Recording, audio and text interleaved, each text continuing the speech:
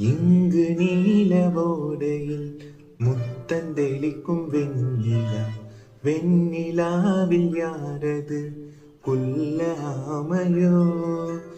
ஆமையதின் நெஞ்சிலே சுமக்கும் வெற்றிலை பெட்டியொன்று, யார்கண்ணும் படாமலே பதுங்கும் மோடத்தின் ஓரம் சென்று, வான நட்சத்திரம் போல் பூட்டன்று கொண்டந்த மாயப்பெட்டி, பூமியை பொத்திக் கொள்ளும் அளவு வெற்றிலை பற்றும் பெட்டி.